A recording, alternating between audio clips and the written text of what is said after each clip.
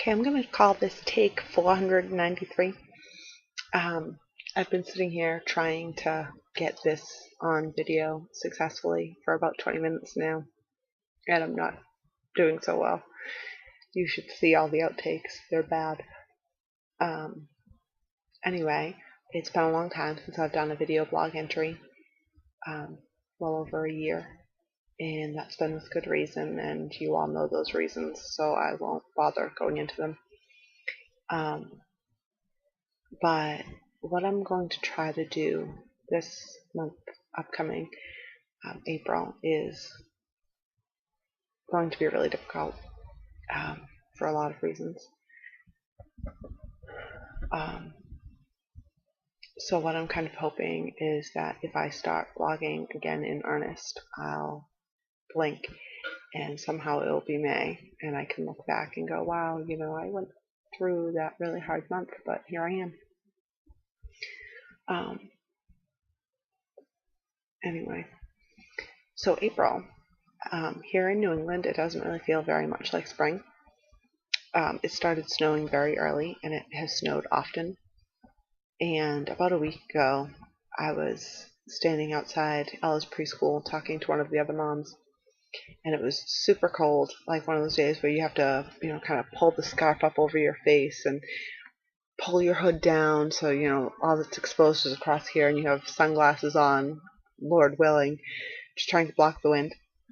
And she told me not to worry because Monday it's going to be 70 degrees. Well, it's Monday. It is, I think, like 36 degrees out and it's snowing. So welcome to New England. It's spring. My crocuses have broken through. My daffodils are starting to pop through. Oh, and it's snowing. But it's Red Sox opening day, so that promises spring will indeed be here soon. In just a few days, they'll receive their World Series rings, so that's cause for celebration. Also, this month is April 15th, which is the tax deadline, which stresses a lot of people out. But if you're the wife of a CPA, it means that you get your part-time husband back. And it's good for him. During tax season, he focuses so much on tax returns, which really, in the grand scheme of things, are just a small part of his business. And he gets to go back to focusing on the other aspects that he enjoys more. So it's good for him. This April also marks a year into my recovery from traumatic brain injury and stroke. I went for a recheck with my neurology team, and they think that I've made an 85% recovery, which is probably about right. I wish it was more. But they said that I've probably made all of the progress that I'm going to, which is kind of a letdown because for me, a B isn't good enough. But I haven't given up trying. I have experienced some hearing loss in my right ear, and although I've learned to compensate for it, I obviously want it back. It impacts music for me a lot. I have a hard time differentiating tones. But the original specialist I had seen told me there was not much that they could do, either to repair or augment my hearing, because it isn't physical damage to my ear itself. And it isn't there isn't physical brain damage they can see that affects my ear, but there are a lot of nerve endings that could have been damaged that just kind of interrupt whatever information that I'm supposed to be receiving. The message just doesn't quite get through. But I found another specialist who is willing to see me and has had some success with some alternative therapies. I don't know exactly what it will entail, but it's worth a try. if anything, I forgot that that always goes dark. If anything, even if I can just regain my pitch back a little bit, I'll be very happy. I've also experienced some vision loss in my right eye, but that's getting a lot better as my eyes re-strengthen and learn to compensate. But still, if I cover my left eye like this, I can't see. I can see, I can't focus. It takes a long time. I have to have my eye fixed on one point for several seconds. The ophthalmologist told me that most people's eyes focus on a single point, within a fraction of a second.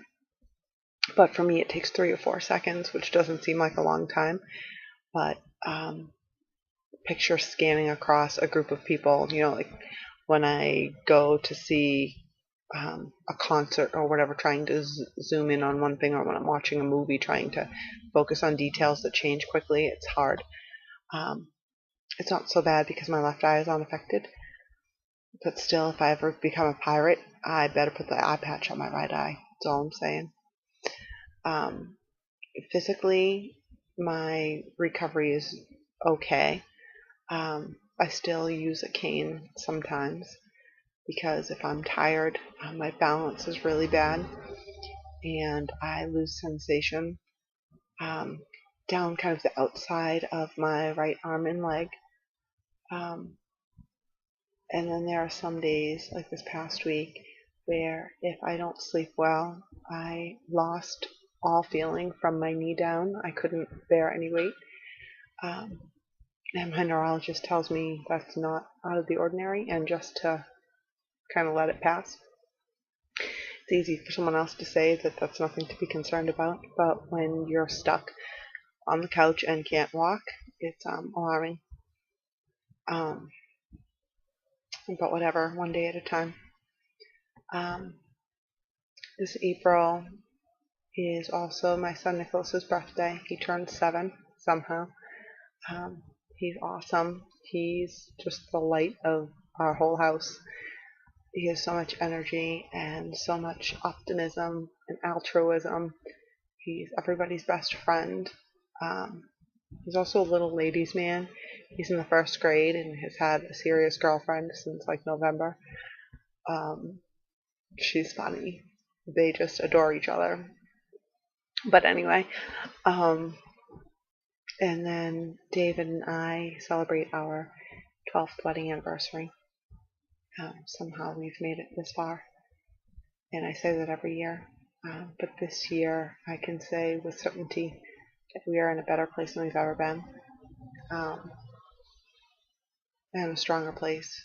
We've had to deal with a lot of things in the past 2 years that were make or break. And thankfully we made it through. This month also is the 1-year anniversary of the Boston Marathon bombings. And while my memory of that day and that week that followed are very fractured, obviously they stand out for my children and for Dave. He was supposed to run the marathon that day and didn't because I was in the hospital, but was there when casualties started to come in and the hospitals all went on lockdown, and it was just kind of chaos in the city, so I think it's going to be hard for him, even though he would never say so. But we're hoping to kind of celebrate the strength of our city and how far we've come back. For me, it's actually become a great symbol because my injuries happened around the same time. It might be kind of a selfish thing, but I've kind of embraced the Boston Strong moment as a way for me to not fail. I can't. If these people who are survivors of the bombing can recover, if they can lose a limb and learn to dance again, the least I can do is not give up and not begrudge a cane. So anyway, that's that. Sorry.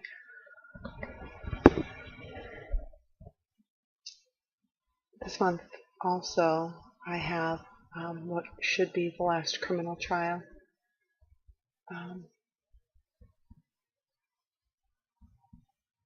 And I have to face the people who did this, who altered me physically and intellectually.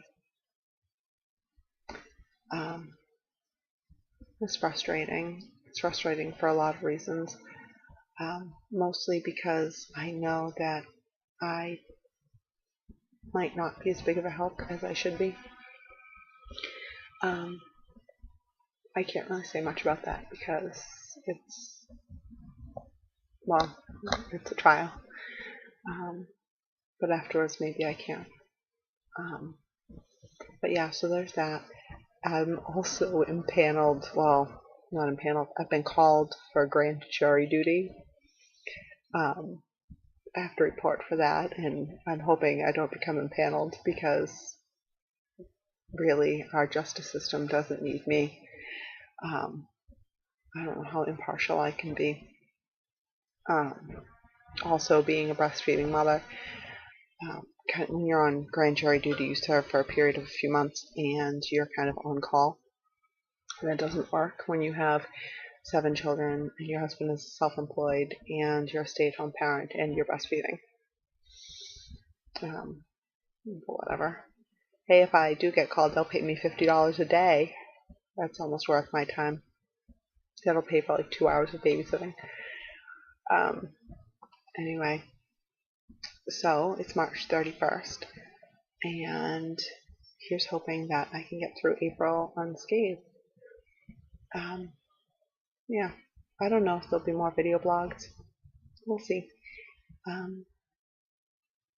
Anyway, leave a comment. Tell me how you're doing.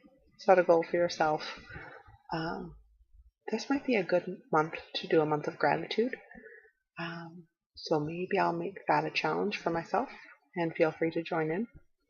Anyway, until next time, you take care of yourself.